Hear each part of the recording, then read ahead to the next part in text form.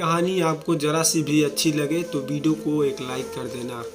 एक बार की बात है, किसी जंगल में एक कौवा रहता था। वो बहुत ही खुश था क्योंकि उसकी ज़्यादा इच्छाएं नहीं थी। वह अपनी ज़िंदगी से संतुष्ट था।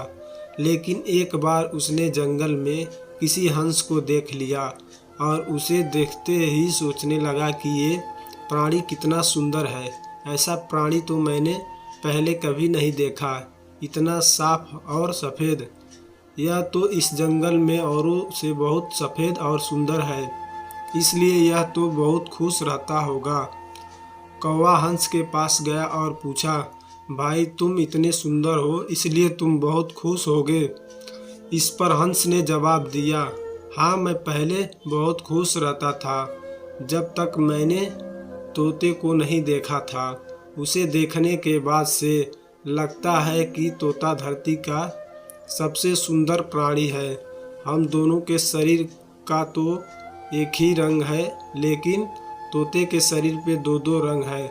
उसके गले में लाल रंग का घेरा और वो सुर्ख हरे रंग का था। सच में वो बेहद खूबसूरत था। अब कौवे ने सोचा कि हंस तो तोते को सबसे सुंदर बता रहा है, तो फिर उसे देखना होगा। कौवा तोते के पास गया और पूछा, भाई तुम दो दो रंग पाकर बड़े खुश होगे। इस पर तोते ने कहा, हाँ मैं तब तक खुश था जब तक मैंने मोर को नहीं देखा था। मेरे पास तो दो ही रंग है, लेकिन मोर के शरीर पर तो कई तरह के रंग हैं। अब कौवे ने सोचा, सबसे ज़्यादा खुश कौन है, यह तो मैं पता करके ही रहूँगा। इसलिए अब मोर से मिलना ही पड़ेगा। कौवे ने मोर को जंगल में ढूंढा, लेकिन उसे पूरे जंगल में एक भी मोर नहीं मिला और मोर ढूंढते ढूंढते वह चिड़ियाघर में पहुंच गया तो देखा मोर को देखने बहुत से लोग आए हुए हैं। उसके आसपास अच्छी खासी भीड़ है।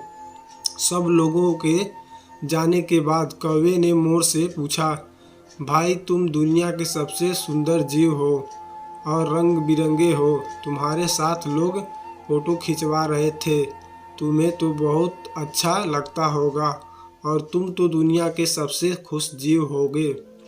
इस पर मोर ने दुखी होते हुए कहा, भाई अगर सुंदर हूँ तो भी क्या फ़र्क पड़ता है।